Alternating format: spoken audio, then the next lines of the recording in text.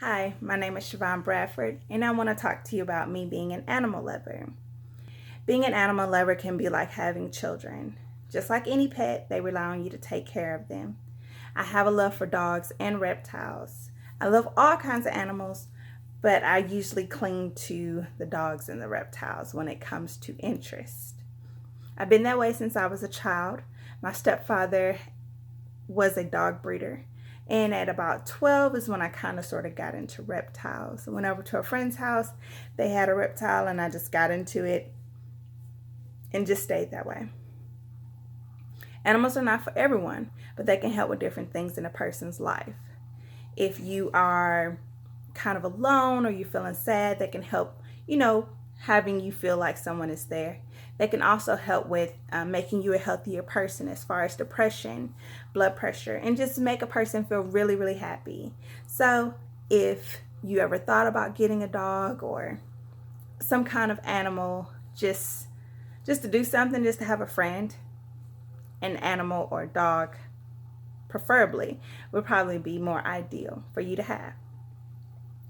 I've had my dog Storm for 2 years now, and it took some adjusting for both of us to get used to our personalities. I say that because I got her around Christmas 2 years ago, which was a few months before my long term dog passed away.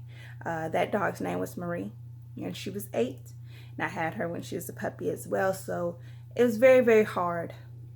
Marie's personality pretty much spoiled me. So when she had passed on and getting used to Storm, it was very, very difficult and hard for me to adjust properly as far as being patient, because I wanted Storm's personality to be like Marie's. Storm is a blue pit bull. She come here, girl. She come on, come on. She's pretty much small for her age. Hi, Storm. She was asleep. I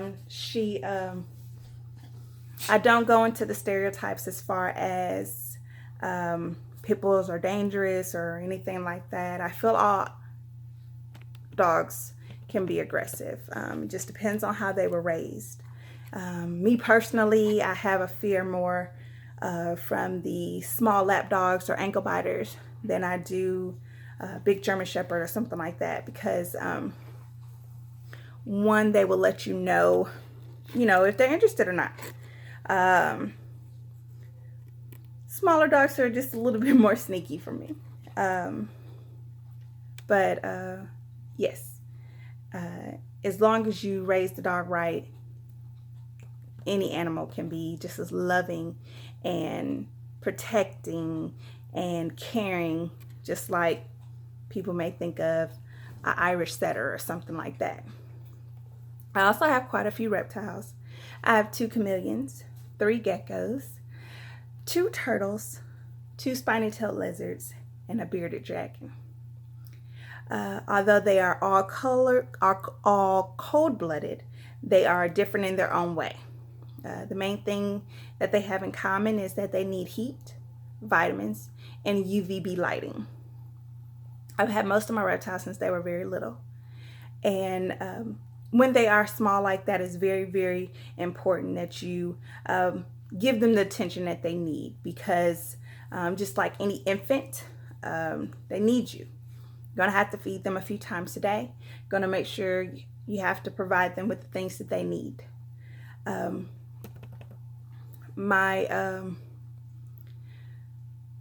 As they get older, you don't have to coddle them so much as far as making sure that they eat every day.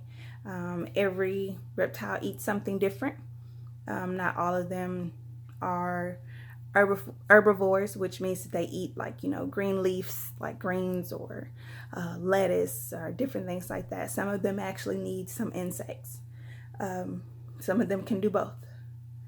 I have my leopard gecko Adam here. He is what we call a snow leopard gecko. He's very, very pretty much he's actually in the middle of shedding, as you can see. But He's pretty docile. Chills, hangs out. The two females that he's housed with, they don't really like to be held. So I didn't use them as an example because they would have been squirming to get off of the camera.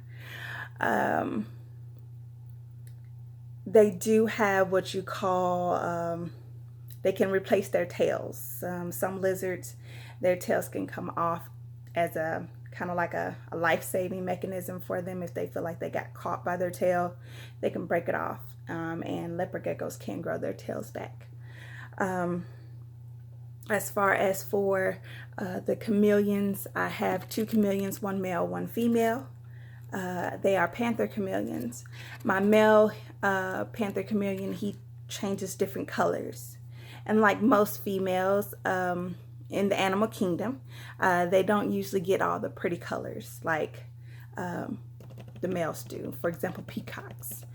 The male peacocks are the ones that are most beautifulest.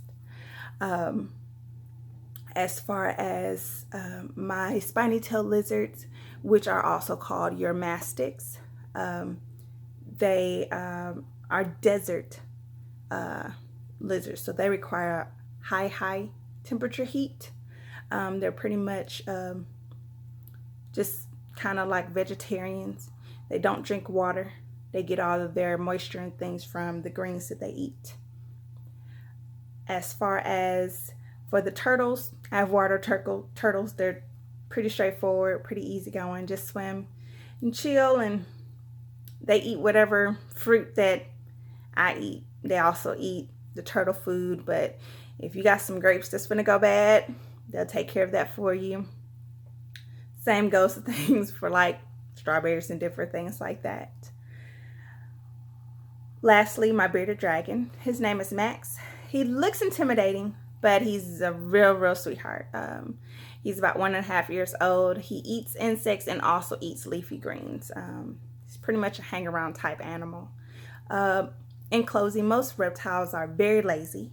They're not the type to cuddle with like a dog or cat, but they can show feelings towards people. They can change colors when they see you. They can be aggressive or just want to be just close to you on your person. So the next time you see an animal, ask questions. Don't be afraid to try new things.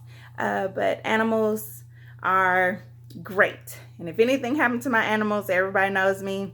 I am having a fit. So thank you for listening, and I hope you enjoyed my video.